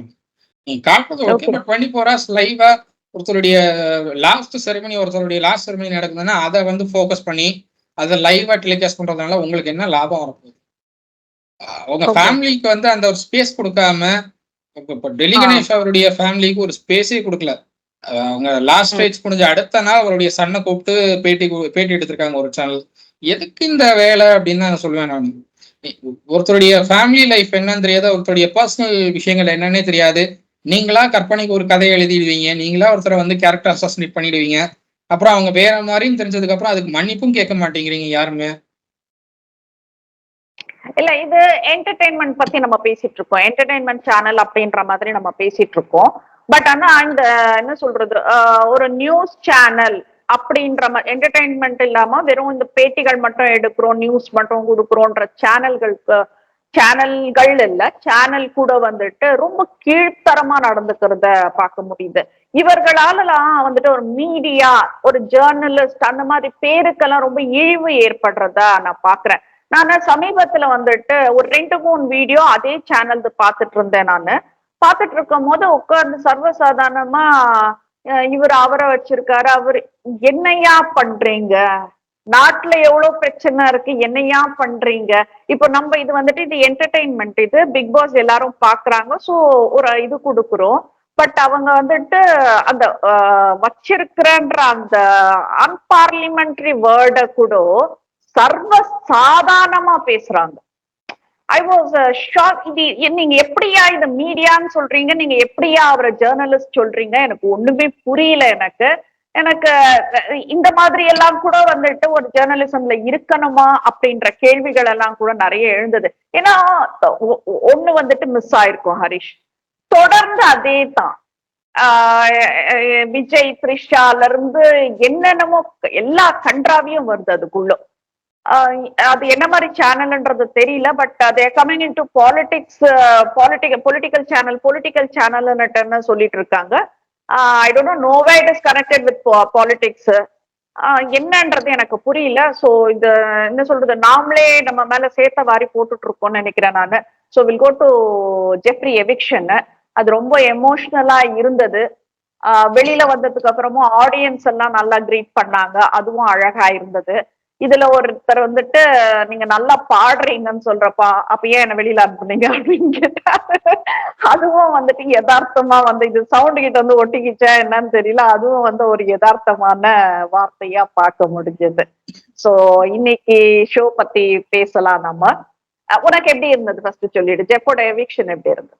ஜெஃபோட எவிக்ஷன் எக்ஸ்பெக்ட் பண்ணல. ஏன்னா அவங்க கண்டென்ட் கொடுக்காத எத்தனையோ பேர் இருக்கும்போது ஜெஃப் வந்து வெளியே அனுப்பிச்சது என்ன பொறுத்தவரை ஒரு அன்ஃபேர் எவிக்ஷனை நான் பாக்குறேன். நான் ஏன்னா உங்களுக்கு கண்டென்ட் கொடுக்காத ஆளுங்கெல்லாம் இருக்காங்க, அவங்க தமிழ் பேசுறாங்க, அவங்க வந்து சண்டை போடுறாங்க அப்படிங்கிறதுக்காக அவங்கள உள்ள வச்சுக்கிறீங்க அப்படின்னா அவங்களால உங்களுக்கு டிஆர்பி ஏறாது அப்படிங்கிறத நான் மறுபடியும் சொல்ல விரும்புறது. உங்களுக்கு டிஆர்பி ஏறணும்னா கண்டென்ட் கொடுக்குறவங்கள தான் வச்சுக்கணும். சும்மா சண்டை போடுறாங்க, தமிழ் பேசுறாங்க, நம்மளுக்கு புரியாத வார்த்தைகள் எல்லாம் தமிழ்ல வந்து சொல்றாங்க அப்படிங்கிறதுக்காக அவங்கள உள்ள வச்சுக்கிட்டீங்க அப்படின்னா கண்டென்ட்டுக்கு அது யூஸ் ஆகாது அப்படின்னு தான் நான் சொல்லுவேன். ஸோ அந்த வகையில ஜெஃபோடைய எவிக்ஷன் என்னை பொறுத்தவரை அன்ஃபேர் எவிக்ஷனை நான் பாக்குறேன். அண்ட் அன்ஷிதாவோட எவிக்ஷனும் நான் அப்படிதான் பாக்குறேன். நான் அன்ஷிதாவை எவிக் பண்றதும் அன்ஃபேர் எவிக்ஷனை தான் பாக்குறேன். அவங்க வந்து என்ன சொல்றது, அந்த வீட்டுல எல்லார்கிட்டயும் அவ்வளவு க்ளோஸா இருந்தவங்க எல்லாரையும் புரிஞ்சுக்கிட்டு எல்லாருக்கும் ஏத்தபடி தன்னை வந்து மாத்திக்கிட்டு அந்த வீட்டுல இவ்வளவு நாள் பயணிச்சிருக்காங்க அப்படிங்கிறது என்னை பொறுத்தவரை ரொம்ப பெரிய விஷயம். எல்லாரும் அவ்வளவு ஈஸியா பயணிக்க முடியாது இவ்வளவு நாள் அப்படிங்கிறது. என்னை பொறுத்தவரை அது ரொம்ப பெரிய விஷயம். முரண்பட்டாலும் கூட தன்னுடைய கருத்துக்களை வந்து தவறு தவறு தவறுனா தவறு, சரின்னா சரின்னு சொல்ற ஆளா தான் நான் அன்ஷிதாவை பாக்குறேன். ஸோ அந்த இடத்துல அவங்களுடைய எவிக்ஷனும் அன்பேர்ன்னு தான் நான் பாக்குறேன். நான் கண்டிப்பா பண்ணாதவங்க எல்லாம் உள்ள இருக்கும் போது இதெல்லாம் கஷ்டமா இருந்தது. ஏன்னா இந்த ஆர்ம் ஸ்லிங்க வந்துட்டு ராணவ் வந்து ரொம்ப அழகா அதை கழட்டி லைட்டுக்காக வந்துட்டு கண்ணுல போட்டுட்டு படுத்துட்டு இருந்தாரு. இது எல்லாம் ஜாக் முத்து எல்லாம் பார்த்துட்டு உள்ள வந்து சொல்றாங்க. இவரோட அந்த லெஃப்ட் ஹேண்டுன்னு அவர் சொல்ற இடத்துல விஷால் நினைக்கிறேன், விஷால் அது கை மேலேயே தான் படுத்துட்டு இருந்தாரு. அவருக்கு சுத்தமா பெயின் இல்லை. பட் நம்ம வந்துட்டு இது பொய் பொய் பொய்ன்னு சொல்றப்பெல்லாம் வந்துட்டு எப்படி பொய் சொல்லலாம்? அவங்க சிஸ்டரே வந்துட்டு எங்க அண்ணா வலியில துடிச்சிட்டு இருக்கான், நீங்க வந்துட்டு அவன் நடிக்கிறான்னு எப்படி சொல்றான்னா, இது நடிப்பு இல்லாம வேற என்னம்மான்னு கேக்குறேன். இப்ப என்ன சொல்லுவேன், இவ்வளவு நாள் ஆயிடுச்சு கொஞ்சம் நல்லா ஆயிடுச்சுன்னு சொல்ல வருவீங்களா? கம்ப்ளீட்டா அந்த ஸ்லிங்குக்கு ரிமூவ் பண்ணிட்டாரு, ஆர்ம் ஸ்லிங் ரிமூவ் பண்ணிட்டாரு. பண்ணிட்டு அதை இதுல கண்ணுல போட்டிருக்காரு. அந்த லைட் வெளிச்சத்துக்காக அது கண்ணுல போட்டிருக்காரு. அது நான் உனக்கு அனுப்பின அந்த வீடியோ பார்த்திருப்பேன் எனக்கு. அதை பத்தி இப்ப இந்த மாதிரி ஆட்கள் எல்லாம் உள்ள இருக்கும் போது அன்ஷிதா, ஜெப்ரி மாதிரி ஆட்கள் வெளியில வர்றதுல எங்களுக்கு உடன்பாடு இல்லை. அந்த வீடியோ பத்தி சொல்லு ஹரிஷ். அவர் வந்து நடிக்கிறார் அப்படிங்கிறது எல்லாருக்குமே தெரியும். பட் ஸ்டில் சேனல் தரப்புலையும் சரி ஹாஸ்டும் சரி அதை அக்செப்ட் பண்ணிக்க மாட்டாங்க அப்படிங்கிறது தான் பெரிய விஷயம். ராணவ் வந்து அவருடைய லெகமெண்டியா இருக்கு அப்படின்னு சொன்னது ஆகட்டும், அதுக்கப்புறம் அவர் வந்து கையை ஸ்ட்ரெச் பண்ண விதமாகட்டும், எல்லாமே வந்து ரொம்பவே கான்ட்ராடிக்டான விஷயங்களா தான் இருந்தது. ஃப்ரம் த பிகினிங்கே அப்படிதான் இருந்தது. பட் டாக்டர் சொல்லிட்டாங்க, நாங்க எக்ஸ்ரேல பார்க்கவே முடியாதுங்கிறது ஒரு விஷயம். பட் எக்ஸ்ரேல பார்த்துட்டு நாங்க அப்படின்னு ஹாஸ்டா விஜய் சேது சொன்னாகட்டும். அதுக்கப்புறம் அவங்க ஃபேமிலி வந்து எப்படி நீங்க வந்து இதை பொய்ன்னு சொல்லலாம் கேள்வி கேட்கட்டும், அதெல்லாம் பாக்குறப்போ சரி இது வந்து மேபி நம்ம தப்பா புரிஞ்சுக்கிட்டோமோ அப்படின்னு தோணுச்சு. பட் ஸ்டில் இப்போ அவர் பண்றதெல்லாம் பார்த்தா மறுபடியும் சந்தேகம் எழதான் செய்யுது. ராணவ் வந்து தனக்கு பேர் கிடைக்கணுங்கிறதுக்காக பண்றாரா, இல்ல வந்து தன் மேல எல்லா கேமரா ஃபோக்கஸ் ஆகணுங்கிறதுக்காக இதெல்லாம் பண்றாரா அப்படிங்கிறது எதுவுமே தெரியல. அவர் அதுதான் ஃப்ரம் த பிகினிங் பண்ணிட்டு இருக்காரு. இதுவும் அதுக்கான வேலையா அப்படிங்கிறது தெரியல. பட் அப்படி பண்றாரு அப்படின்னா அதுக்கு பிக் பாஸ் டீம் எதுக்கு துணை போகணும் அப்படிங்கிற ஒரு கேள்வியும் வருது அந்த இடத்துல. ஸோ பிக் பாஸோடைய டாக்டர்ஸ் வந்து இதை வந்து நல்லா அனலைஸ் பண்ணாங்களா, அவங்களுக்கு இது லெகமெண்டியர் தான் அப்படிங்கிறது கன்ஃபார்மா தெரியுமா அப்படிங்கிறத மறுபடியும் ரீசெக் பண்றது பெட்டர்ன்னு நான் சொல்லுவேன். பட் இப்போ ரீசெக் பண்ணி நீங்க அது பொய்ன்னு நிரூபணமாச்சு அப்படின்னா அது என்ன மாதிரி இதை வந்து அஃபெக்ட் பண்ணும் அப்படின்னு தெரியல. இந்த ஷோவை எப்படி அஃபெக்ட் பண்ணுன்னு தெரியல. அது உண்மை அப்படின்னாலும் அது எந்த மாதிரி ஷோவை அஃபெக்ட் பண்ணணும்னு சொல்ல முடியாது. சோ இந்த இடத்துல என்ன பொறுத்தவரை இது அப்படியே விடுறது பெட்டர்ன்னு நான் சொல்லுவேன். இல்ல இந்த லிகமெண்ட் டேர்ன்றது வந்துட்டு இவ்வளவு கேஷுவலாலும் உட்கார்ந்துட்டு இருக்கிறதெல்லாம் பார்த்தா சிரிப்பு தான் வருது. அப்புறம் இத பத்தி பேசி பேசி பேசி பேசி டைம் வேஸ்ட் ஆகிறதே தவிர இதனால வந்து நம்ம வந்து இதை பொய்ன்னு சொன்னாலும் பொய்ன்னு யாரும் நம்ப போறது இல்லை, உண்மைன்னு சொன்னாலும் உண்மைன்னு யாரும் நம்ப போறது இல்லை. எல்லாரும் லைவ் பாக்குறாங்க, எல்லாரும் 1 hour ஷோவும் பாக்குறாங்க, 24/7 லைவும் பாக்குறாங்க. அப்படிங்கிறப்போ எல்லாரும் தெரியுது என்ன நடக்குதுங்கிறது எல்லாருக்கும் தெரியுது. ஸோ ராணா வந்து தன்னை எப்படி ஃபோக்கஸ் பண்ணணும்னு காட்டிக்கிறாரு அப்படிங்கிறது எல்லாருக்கும் தெரியுது. கேமரா வந்து தன்னைத்தான் ஃபோக்கஸ் பண்ணணும்னு அவர் நினைக்கிறாரு, அதுக்காக சில விஷயங்கள் பண்றாருங்கிறது எல்லாரும் பாக்குறாங்க. அப்படிங்கிறப்போ மக்கள் அதை எப்படி எடுத்துக்கிறாங்கிறது மக்கள்கிட்டே விடுறது தான் பெட்டர்ன்னு நான் நினைக்கிறேன். கண்டிப்பா. சோ அது நம்ம டாக்டரோட இன்ஃபர்மேஷன் கேட்டோம், அதுவும் விஜய் டிவி நம்மளுக்கு கொடுக்கல. கொஞ்சம் ரிக்வஸ்டா கேட்டுக்கிறோம் விஜய் டிவி, அது தயவு செய்து எங்களுக்கு கொடுங்கன்றத கேட்டுக்கிறேன். சோ இன்னைக்கு ப்ரொமோ பத்தி பேசுறேன். இதுல வந்துட்டு இப்போ முத்து வந்துட்டு ஒரு பட்டிமன்ற பேச்சாளர், அவர் சொல்றது வந்துட்டு நகைச்சுவையா எடுத்துக்கணும்னு சவுண்ட் கிட்ட நேத்துதான் வந்துட்டு விஜய் சேதுபதி சொன்னது. எல்லாருக்குமே சொன்ன மாதிரி தான் இருந்தது. அது not only for sound, it is everyone. So அவர் எது பேசினாலும் சீரியஸா எடுத்துக்க வேண்டாம், அது நகைச்சுவை, அது பேச்சாளர்களுக்கு நகைச்சுவை அப்படின்னு முடிச்சாரு. சோ எதுக்கு சொன்னாரு அப்படிங்கிறது எனக்கு அதுக்கப்புறம் கொஞ்சம் தட்டுச்சு. அது என்ன அப்படின்னா, அருணோட ஃபேமிலி வந்தப்போ அவங்க சில விஷயங்கள் சொன்னாங்க. தலையை திருக்கி போடுறேன்னு சொன்னதாகட்டும், ஆஹ் முத்துக்குமார் பேசின விதங்கள் பத்திலாம் அவங்க வந்து கோட் பண்ணாங்க. அதுக்கு வந்து அத வந்து சரி கட்டணும் அப்படிங்கிறதுக்காக விஜய் சேதுபதி அந்த வார்த்தைகள் யூஸ் பண்ண மாதிரி தான் எனக்கு தோணுச்சு. ஏன்னா அந்த இடத்துல நீங்க வந்து முத்துக்குமாரனுக்கு ஃபேவரா நீங்க பேச வேண்டிய அவசியமே இல்லை அப்படின்னு தான் நான் பாக்குறேன். அந்த இடத்துல நீங்க விஜய் சேதுபதி அவர்கள் வந்து முத்துக்குமாரனுக்கு ஃபேவரா பேசுறாரு அப்படின்னா இதுதான் காரணமா இருக்கும் அப்படிங்கிறது என்னுடைய அப்போ கொன்னுட்டு சௌந்தர்யாவை கொன்னுட்டு ஜெயிலுக்கு போயிடலான்னு இருக்கிறேன் அப்படின்னு சொன்னது அதுவும் நகைச்சுவையா? அப்படித்தான் அவர் சொல்றாரு, அப்படித்தான் அவர் எடுத்துக்கணுங்கிறாரு.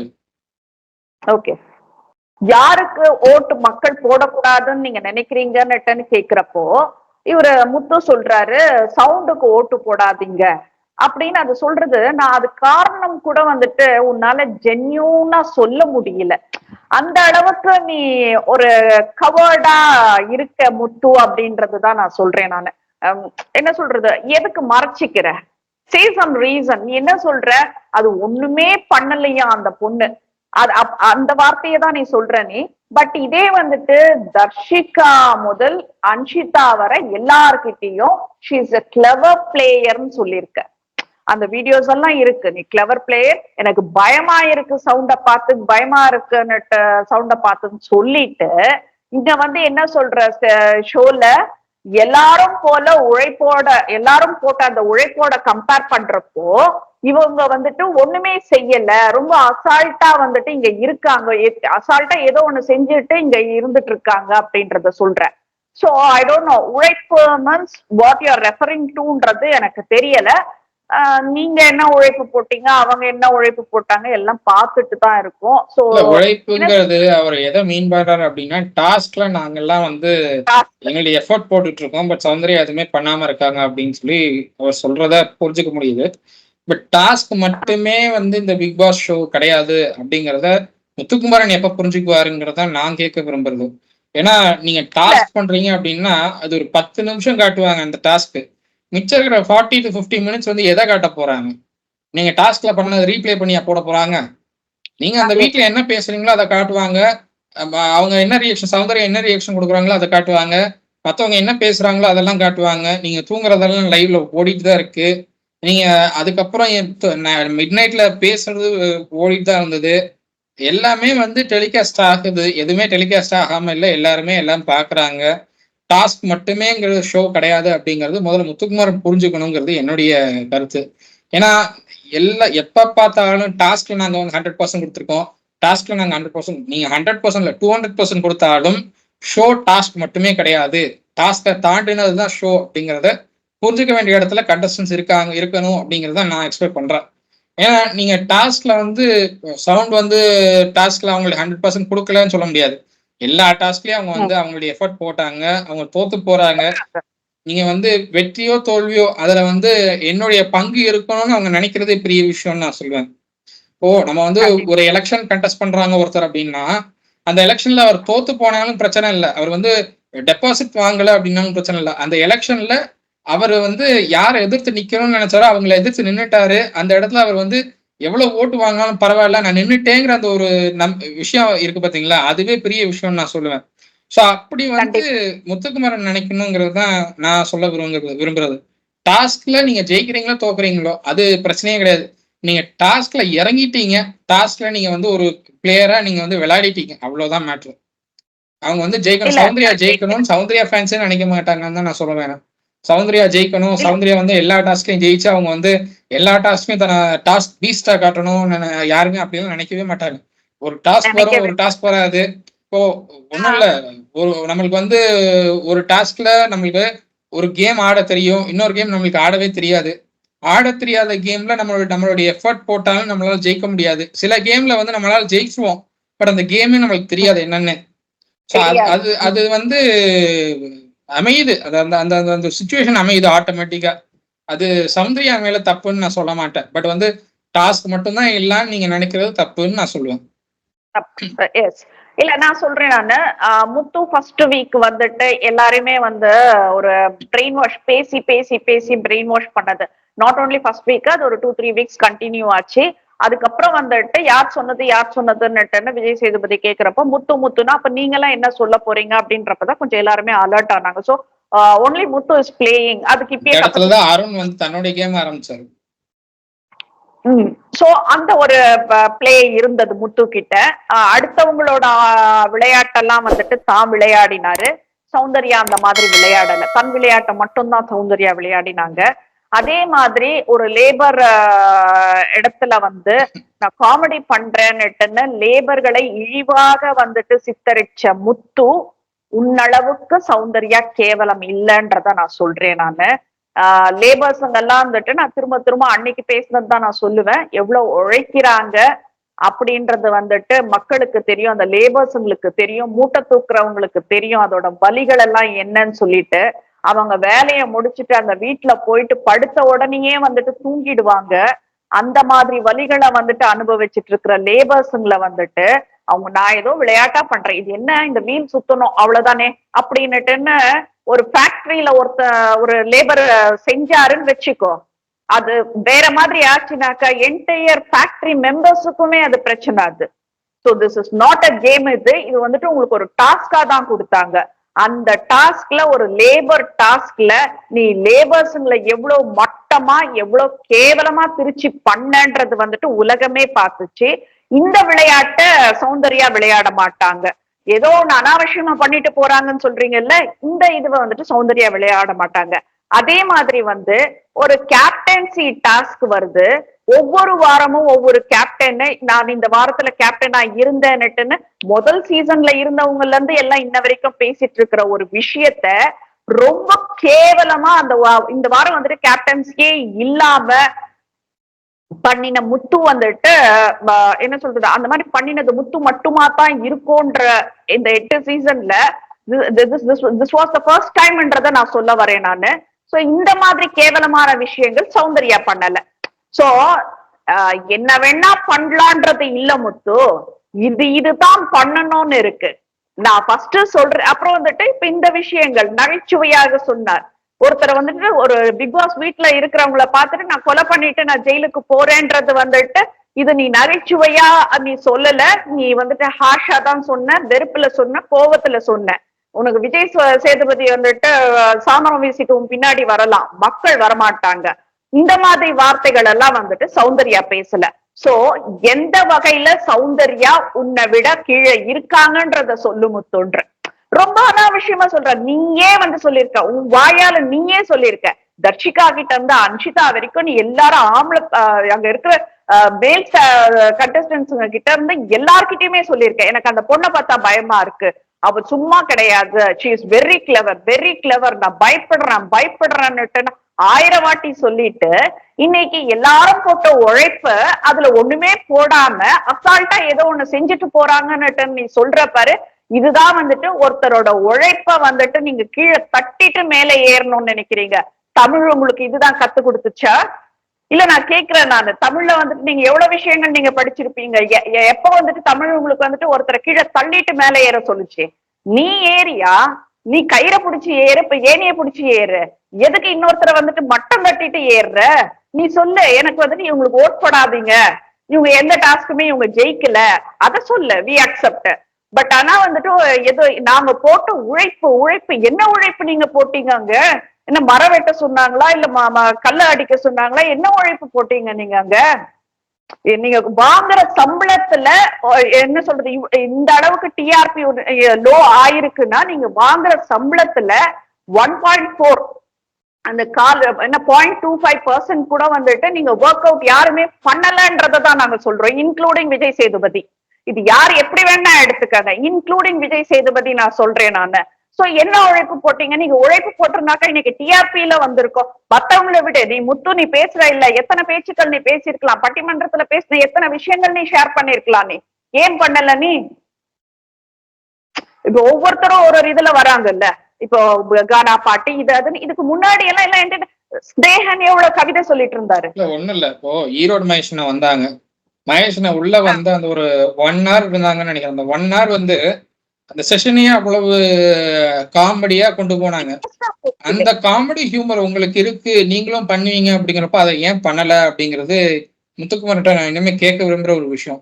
உங்களால காமெடியும் பண்ண முடியும், உங்களால வந்து டிபேட் வைஸா பேசவும் முடியும். அப்படிங்கிறப்போ நீங்க வந்து பேசுறது ரொம்ப லென்த்தா பேசுறீங்க. அது வந்து ரொம்ப லென்த்தா பேசுறதுக்கு நாங்க ஷோ பாக்குறது பரவாயில்ல. நாங்க வந்து ஷார்ட் அண்ட் வரல. ஸ்வீட்டா என்ன சொல்றீங்களோ அதை பாக்குறதுக்கு தான் நாங்க வந்திருக்கோம். நீங்க ஒரு டாபிக் கொடுத்தா 1 மணி நேரம் ஷோனா 3/4 மணி நேரம் நீங்களே பேசுனீங்கன்னா அந்த 3/4 மணி நேரம் நீங்களே பேசுறத எந்த டெலிவிஷனும் டெலிகாஸ்ட் பண்ண மாட்டாங்க. இது முதல்ல பட்டிமன்ற ஷோவே கிடையாது. நீங்க 3/4 மணி நேரம் பேசினா 3/4 மணி நேரத்தை அப்படியே டெலிகாஸ்ட் பண்ணுவாங்கன்னு நினைக்கிறதுக்கு. நீங்க வந்து 3/4 மணி நேரம் பேசுறீங்களா, அதுல 5 நிமிஷம் தான் டெலிகாஸ்ட் ஆகும். மிச்சம் எல்லாமே மத்தவங்க என்ன பண்றாங்க, மத்தவங்க அதை எப்படி ரியாக்ட் பண்றாங்கிறது தான் டெலிகாஸ்ட் ஆகும். ஸோ அந்த இடத்துல முத்துக்குமரன் நிறைய விஷயங்கள்ல போட்ட விடுறாருன்னு நான் பாக்குறேன். இல்ல, எனக்கு இன்னொரு டவுட் இருக்கு. கலைஞர் மாதிரி வசனம் எல்லாம் பேசி ஒரு வாட்டி பண்ணல, ஏன் அதுக்கப்புறம் யார பத்தியுமே பண்ணல? அது அது ரொம்ப நல்ல விஷயம் நான் பாக்குறேன். கருணாநிதி அதுவும் அவருடைய கதை வசனம், அந்த வசனங்கள், இருக்கிற எழுத்துக்கள் ஆகட்டும், அந்த வசனங்கள் ஆகட்டும், அதெல்லாம் வந்து இன்னைக்குமே நிக்கக்கூடிய ஒரு வசனங்கள். அதெல்லாம் இன்னைக்குமே சினிமா இண்டஸ்ட்ரியில பேசப்படக்கூடிய விஷயங்கள். அதெல்லாம் அதை வந்து ரொம்ப அழகா நீங்க வந்து பேசுனீங்க. ஒரு 4 நிமிஷம் டைலாக் அதுன்னு நினைக்கிறேன். அந்த 4 நிமிஷம் டைலாக் எங்கேயுமே மிஸ்டேக் வராம அவ்வளவு அழகா பேசுனீங்க. பட் அதுக்கப்புறம் அதை கண்டினியூ பண்ணல எங்கேயுமே. அததான் நான் கேக்குறேன். இது மாதிரி எத்தனையோ டைலாக் இருக்கு. ஏன்னா ஒரு சினிமா இதுக்கு முன்னாடி எல்லாம் வந்துட்டு சினிமால ஒரு நடிகர்களை யாருன்னா எடுக்கணும், ஒரு டைலாக் சொல்லு, நான் இந்த வீரபாண்டிய கட்டபொம்மன்ல இருந்து பேச சொல்லுவாங்க, சிவாஜி கணேசனோட இது. அந்த மாதிரி வசனங்கள் எல்லாம் கூட நீ பேசியிருக்கலாமே. தமிழ் தமிழ் என்று தமிழான கோர்வையான வார்த்தைகள் போட்டு ஏதாச்சும் வசனங்கள் பேசி இருக்கலாமே. சினிமா வசனம் ஆதி காலத்து வசனங்கள் எல்லாம் நீ பேசி இருக்கலாமே. ஏன் அதெல்லாம் பண்ணல? அப்ப நீ என்ன உழைப்பு போட்ட? நீ பேச்சாளர். அப்ப நீ எதுக்கு வந்த? உன்னோட திறமையை காட்டுறதுக்கு. நீ என்ன திறமை காட்டின? டாஸ்க் வந்துட்டு ஜஸ்ட் அது வந்துட்டு ஒரு ½ an hour விஷயம் அது. நீ மத்த நேரத்துல உன்னோட திறமையை என்னையா பண்ண? என்னமோ உழைப்பு போட்டேன்னா நீதான் என்னமோ எல்லாமே அங்க போட்ட மாதிரி இல்ல பேசிட்டு இருக்கிற. எல்லாரையும் தான் சொல்ற, மத்தவங்க எல்லாம் போட்ட உழைப்புன்னு சொல்லிட்டுன்னு சொல்ற. நீ பண்ண இந்த கேவலமான விஷயங்கள் எல்லாம் சௌந்தர்யா மத்தவங்க எல்லாம் போட்ட பண்ணல. உழைப்புன்னா நீங்க போட்ட உழைப்புக்கு டிஆர்பி வந்திருக்கணும். டிஆர்பியும் வரலையே. அந்த பிகினிங் அது வந்து 3.3 தானே இருக்குது. வீக் டேஸ்லயே அப்படிதானே இருக்கு. நீங்க வந்து எஃபர்ட் போடுறீங்க அப்படின்னா அந்த வீக் டேஸ்ல வர்றது ஓகே. வீக் டேஸ் வந்து ஹாஸ்டோடைய தவறு, அதனால வரல. வீக்கெண்ட்ல ஹாஸ்டோடைய தவறு, அதனால வரல. வீக் டேஸ்ல நீங்க தானே எஃபர்ட் போடுறீங்க. அப்ப உங்களுடைய எஃபர்ட்டுக்கு வந்து டிஆர்பி ஏறி இருக்கணும்ல, ஏன் ஏறல? அப்போ நீங்க நீங்க அந்த வீட்டுல இருக்கிறது எல்லாருமே யாருமே எஃபர்ட் போடலன்னு தான் சொல்லணும். சௌந்தர்யா வந்து அவங்களுடைய ரியாக்ஷன்ஸ் கொடுக்குறாங்க, அவங்களுடைய என்ன தோணுதோ அதை பேசுறாங்க. என்ன சொல்ல போனோம்னா சௌந்தர்யா ஒரு இடத்துல மல்லாக்கப்படுத்திட்டு பாடுறாங்க விட்டத்தை பார்த்துட்டு. அதெல்லாம் ட்ரெண்டிங் ஆகுது இன்னைக்கு. அந்த விஷயங்கள்லாம் ட்ரெண்டிங் ஆகுது. முத்துக்குமரன் பேசுனது அப்படி எதுவும் ட்ரெண்டிங் ஆகி நான் பார்க்கல எங்கேயுமே. ஆகலையே. என்ன பண்றீங்க அஞ்சிதா வந்து சண்டை போடுறாங்க. அவங்க சண்டை போடுறப்ப சில வார்த்தைகள் சொல்றாங்க, ஆஹாங்கிறாங்க, ஓஹோங்கிறாங்க, உனக்கு வந்தா அது, எனக்கு வந்தா இதுவா அப்படிங்கிறாங்க, உன்கிட்ட பேச இஷ்டம் இல்லை அப்படிங்கிறாங்க. அதெல்லாம் ட்ரெண்டிங் ஆகுது. சௌந்தர்யா பாடுறது ட்ரெண்டிங் ஆகுது. இந்த 2 விஷயங்கள் இவங்க 2 பேர் பண்றது ட்ரெண்டிங் ஆகுது. அப்படிங்கிறப்போ முத்துக்குமரன் உங்களுக்கு இவ்வளவு ஃபேன் பேஸ் இருக்கு அப்படின்னா, உங்களுக்கு இவ்வளவு சப்போர்ட் வெளியில இருக்கு அப்படின்னா, நீங்க பேசுற ஒரு விஷயமாவது ட்ரெண்டிங்ல வந்திருக்கணுமே, ஏன் வரல? அதுதான் கேக்குறேன் நானு. நீ என்ன உழைச்ச? நீ இல்ல என்ன உழைச்சன்னு கேக்குறேன். நீ இத்தனை டாஸ்க் விளையாடின, கேவலமா விளையாடின கேப்டன்சி டாஸ்க். விட்டு கொடுக்கறது தானா இது? இந்த வீட்டுல வந்துட்டு விட்டு கொடுக்கறது தான் வந்துட்டு டாஸ்க். அப்ப அடுத்தவன் விட்டு கொடுத்தா மட்டும் வந்துட்டு இப்படி பேசுறீங்க அப்படி பேசுறீங்க. இப்ப அந்த பொண்ணு ஒண்ணுமே பண்ணலன்றதெல்லாம் சொல்ல வருது இல்ல. நீ இதை விட்டு கொடுத்தது. அதுக்கப்புறம் வந்துட்டு பவித்ரா என்னமோ அது ஒரு டிராமா போச்சு. விட்டு கொடுக்கல, நான் கவனிக்கல. பட் பவித்ரா வந்துட்டு 4 கேப்டன்சி டாஸ்க் பண்ணதுலயும் இதாயிடுச்சுன்றதுனால வந்துட்டு நான் கொஞ்சம் இதாயிட்டேன் அதாயிட்டேன். நீ விட்டு கொடுத்து பவித்ரா வரணும். இப்ப அந்த பொண்ணுக்கு இந்த வாரம் கிடைச்சிருக்கும்ல அந்த கேப்டன்சி டாஸ்க்.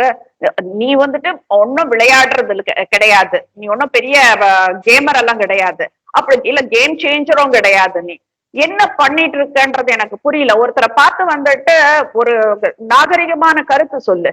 அதை விட்டுட்டு ஒண்ணுமே பண்ணலன்னா நீ பண்ற கேவலமான வேலைகள் பண்ணல அந்த பொண்ணு. அதை வேணா சொல்லு, நாங்க அக்செப்ட் பண்ணிக்கிறோன்றதுதான் சொல்றேன் நானு. ரொம்ப கஷ்டமா இருந்தது அவர் பேசுறப்போ, அந்த வார்த்தை பேசுறப்போ.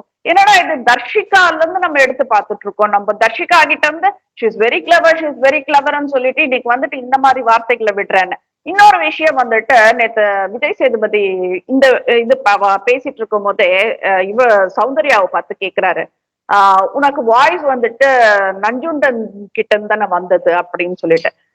வேண்டாம் சார், வேண்டாம், தப்பு அதெல்லாம். அந்த பொண்ணு சிரிக்குதே தவிர அதுக்குள்ள வந்துட்டு எவ்வளவு ஹர்ட்டிங் இருக்கும். ஆனா அந்த பொண்ணு எவ்வளவோ கதை சொல்லுச்சு தெரியுமா அதுக்கு.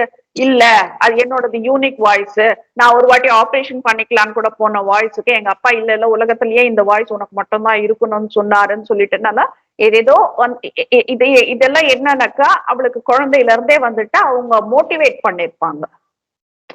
இப்ப வந்துட்டு அந்த ஒரு இந்த மாதிரி ஒரு இது இருக்கு, மைனஸ் இருக்குன்றப்போ ஆஸ் அ பேரண்ட்ஸா வந்துட்டு பேரண்ட்ஸ் வந்துட்டு ஒரு பொண்ணு ஐடலா போயிடக்கூடாது, கார்னர் ஆயிடக்கூடாது, இது ஒரு கில்ட்டி காம்ப்ளெக்ஸா ஆயிடக்கூடாதுன்றதுனால இது வந்துட்டு ஒரு மோட்டிவேஷனலா பேசுறது வந்துட்டு இன்னமும் அந்த மைண்ட்ல இருக்கு. அந்த பொண்ணு பேசுது.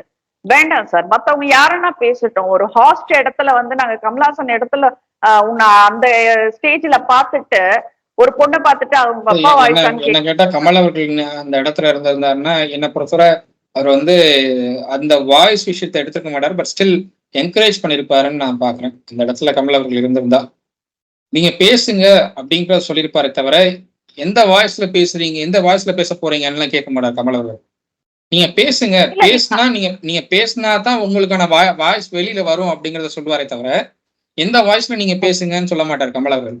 ஸோ அந்த இடத்துல கமல் அவர்களை நிறைய பேர் மிஸ் பண்றாங்க, எல்லாருமே மிஸ் பண்றாங்க. ஏன்னா நிறைய விஷயங்களை விஜய் சேதுபதி சில விஷயங்கள்லாம் வந்து எதெல்லாம் பண்ணக்கூடாது, ஹாஸ்ட் பண்ணக்கூடாது அதெல்லாம் பண்ணிட்டு இருக்கிறதா தான் பாக்குறேன் நான். ரொம்ப கஷ்டமா இருந்தது. நான் என்ன சொல்றேன்னா அந்த ஒரு பொண்ணு யாரு என்ன சொன்னாலும் வந்துட்டு அது உங்க முகத்துக்கு நேரா வந்துட்டு நான் சீரியஸா எடுத்துக்கின மாதிரி காட்டிக்கலன்றதுனால போட்டு அடி அடி அடின்னு அடிக்காதீங்க அப்படின்றேன் நானு. அது மத்தவங்க உள்ள இருக்கிற கண்டஸ்டங்க அடிக்கிறாங்கன்னா விஜய் சேதுபதி நீங்க இவ்வளவு கேவலமா நேத்து பிஹேவ் பண்ணுவீங்க நான் எதிர்பார்க்கவே இல்லை. ஒரு பெண்குள்ள நீங்க வந்துட்டு ஆணா பிறந்துட்டீங்க சார். பெண்ணுக்குள்ள இருக்கிற அந்த என்ன சொல்றது வலிகள் வந்துட்டு உங்களுக்கு எல்லாம் தெரியாது. அந்த பொண்ணு வெளி உலகத்துக்கு தான் தன் வாய்ஸ பத்தி பேசிட்டே தவிர அதுக்கு உள்ள இருக்கும் சார். நீங்க எவ்வளவு விஷயங்கள் சொல்றீங்க, என்னென்னமோ சொல்றீங்க. இப்ப ஜெஃப்ரி கிட்ட கூட சொன்னீங்க நான் உன்னை சந்திக்கிறேன், சோ அடுத்த சான்ஸ் நீ ஜெஃப்ரி கொடுப்பேன்றது நாங்க புரிஞ்சுக்கணும், அதுக்காக வந்துட்டு சந்தோஷப்படுறோம். பட் ஆனா ஒரு பெண்ணை இந்த அளவுக்கு இழிவுபடுத்த கூடாது, எங்களுக்கு ரொம்ப வலிக்குதுன்றத நாங்க சொல்றோம். எப்பவுமே வந்துட்டு அடுத்த அந்த பொண்ணோட உணர்வுகள் எல்லாம் என்னால புரிஞ்சுக்க முடிஞ்சது. அந்த பொண்ணு பேசினதெல்லாம் அவங்க அப்பா சின்ன வயசுல கொடுத்த மோட்டிவேஷன் வார்த்தைகள்ன்றது எனக்கு புரிஞ்சது. விஜய் சேதுபதி சார் நீங்க ரொம்ப இறங்கிட்டீங்க, ரொம்ப கேவலமா இருக்கு. So let's see today Harish. ஏன்னா எனக்கு அது ரொம்ப எமோஷனலாவே ஆயிடுச்சு அந்த வார்த்தை பாக்குறப்போ எனக்கு. So let's see today what is going to do. அன்ஷிதாவை அனுப்பிட்டு அதுக்கப்புறம் என்ன பேச போறாங்கன்றத பாக்கலாம். Anshi how she is coming அவுட்ன்றத பாக்கலாம். டிக்கெட் டு ஃபினாலே கூட வருது அப்படிங்கிற மாதிரி அது தேர்ட் ப்ரோமோல வந்தது அந்த இது காட்டினாங்க. சோ நெக்ஸ்ட் வீக் அது இருக்கும். அது என்ன பண்ண போறாங்கன்றது தெரியல. சோ லெட்ஸ் சீ என்ன ஆகுதுன்றத பார்த்துட்டு நாளைக்கு பேசுவோம். நன்றி. நன்றி.